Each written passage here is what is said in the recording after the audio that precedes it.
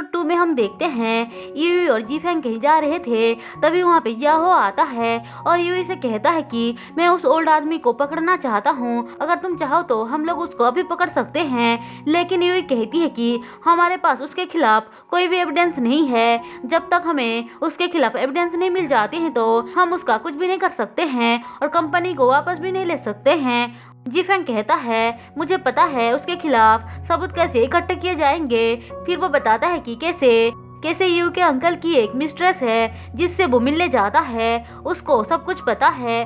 अगर वो लोग उससे मिलेंगे तो उनको सब कुछ सच पता चल जाएगा। यू कहती है ठीक है मैं उससे मिलने जाऊंगी। जियाओ कहता है तुम अकेले नहीं जा सकती हो, वहाँ पे खतरा भी हो सकता है, इसलिए मैं तुम्हारे साथ चलूंगा। ऐसा बोलकर वो जीफेंग को मना कर देता है। जीफेंग अपने आदमी से कहता है कि कैसे भी करके जिया को उससे दूर रखो ताकि मैं यू के साथ पार्टी में जा सकूं।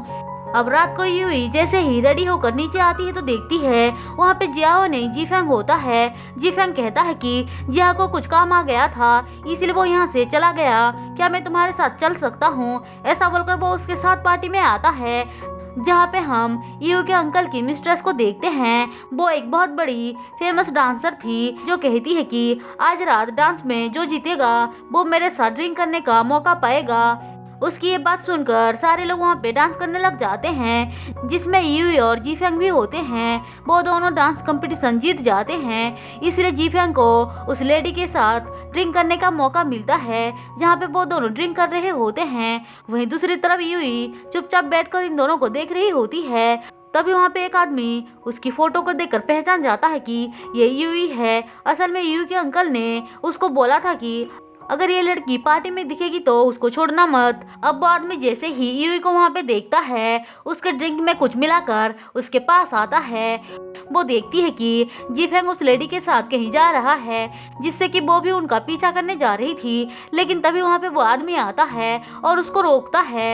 यूई कहती है तुम्हें चाहिए क्या। जो बात सुनकर वो आदमी कहता है कि कुछ नहीं, बस इस ड्रिंक को पी लो। उससे छुटकारा पाने के लिए ये उस ड्रिंक को पी लेती है और वहाँ से चली जाती है। वहीं दूसरी तरफ हम देखते हैं कि उस लड़की को पता चल जाता है कि जीफेंग कुछ काम के वजह से आया है, इसलिए वो उसके ऊपर चाकू दिखाती है और कहती है कि सच सच बताओ तुम यहाँ पे क्यों आए हो। लेकिन जीफेंग उल्टा उसको पकड़ लेता है और कहता है कि मुझे तुम्हारी हेल्प चाहिए, मुझे सब कुछ पता है, अगर तुम मेरी हेल्प करोगे तो मैं तुम्हें जाने दूंगा। ऐसा बोलकर वो उससे यू के अंकल के काले कारनामों के बारे में पूछता है।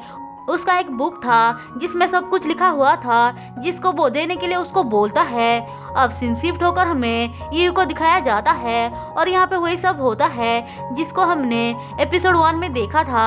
वो उस आदमी को बहुत मारता है और उन दोनों का रोमांस होता है, लेकिन वो बीच में रुककर यू को होश में लाने की कोशिश करता है क्योंकि यू के ड्रिंक में कुछ मिला दिया गया था, इसलिए जीफेंग उसको बहुत मुश्किल से सही करता है। लेकिन यूई इससे बहुत ही ज्यादा घबरा गई थी। थोड़ी देर बाद वहाँ पे जियाओ आता है और उसकी हालत देखकर वो बहुत ही ज्यादा परेशान हो जाता है। उसको तो जीफेंग के ऊपर बहुत गुस्सा आता है और वो उससे कहता है कि तुम उसका बॉडीगार्ड हो ना, तुम्हारे होते हुए उसके साथ ये सब कैसे हुआ, आज के बाद तुम मेरे सामने भी मत आना। ऐसा बोलकर वो उसको बहुत डांटता है और यूई को वहाँ से लेकर चला जाता है क्योंकि यूई की तबीयत खराब होने की वजह से वो बेहोश हो जाती है। हम देखते हैं जीफेंग अपनी मॉम की पिक्चर को देखकर सोच रहा होता है कि क्या मैं सब कुछ सही कर रहा हूँ या फिर मैं गलत कर रहा हूँ, कुछ भी समझ में नहीं आ रहा है। वहीं दूसरी तरफ यूई को जब होश आता है तो वो देखती है कि जिया उसके पास ही बैठा हुआ है और वो रात भर सोया नहीं था। जो बात वो देखकर पूछती है तुम यहाँ पे क्या कर रहे हो और तुम सोए क्यों नहीं। जिया कहता है कि मैं तुम्हें अकेला छोड़कर कैसे जा सकता था, अगर तुम्हें कुछ हो जाता तो मैं क्या करता। फिर वो उसके पास आकर कहता है कि चलो हम दोनों शादी कर लेते हैं ताकि लोगों को पता चले कि तुम मेरी ब्राइड हो और कोई भी तुम्हारे साथ कुछ गलत करने से 10 बार सोचेगा। ऐसा बोलकर वो उसको प्रपोज करता है। लेकिन यूई कहती है कि देखो जियाओ, मैं पहले अपनी कंपनी को वापस लेना चाहती हूँ और उसके बाद मैं तुमसे शादी करूंगी। जियाओ खुश होकर कहता है कि ठीक है, आज तुम रात को मूनलाइट होटल पे आना, मैं वहाँ पे तुम्हारा इंतजार करूंगा। ऐसा बोलकर वो वहाँ से खुश होकर चला जाता है।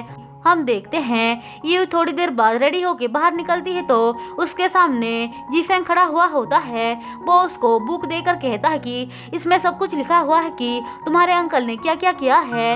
अब वो दोनों मिलकर सीधे कंपनी में आते हैं और वहाँ पे उसके अंकल के बारे में सब कुछ बता देते हैं कि कैसे उसने यूई को मारने की ट्राई किया था। बाकी सबको इस बारे में जैसे ही पता चलता है तो वो लोग बहुत ही ज्यादा गुस्सा करते हैं और यू के अंकल को कंपनी से ही बाहर निकलवा देते हैं। वहीं दूसरी तरफ बेचारा जिया हो उसके लिए इंतजार कर रहा होता है। अब हमें एक सीन दिखाया जाता है जहाँ पे हम देखते हैं कि कैसे जियाओ और यू एक दूसरे को बचपन से ही जानते थे और वो दोनों अच्छे दोस्त भी थे।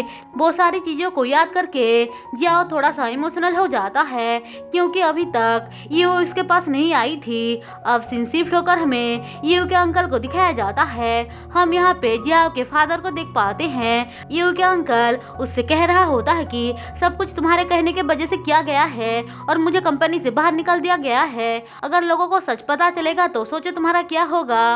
वहीं दूसरी तरफ थोड़ी देर बाद यू वापस आती है और जिया को सारी बात बताती है कि कैसे वो उसके अंकल को बाहर निकाल दिया है। जो बात सुनकर जिया कहता है कि क्या तुम अकेली उससे भिड़ने चली गई थी?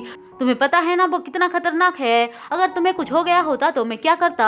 ऐसा बोलकर वो बहुत ही ज्यादा चिंता करता है। ये कहती है कोई बात नहीं मैं ठीक हूँ।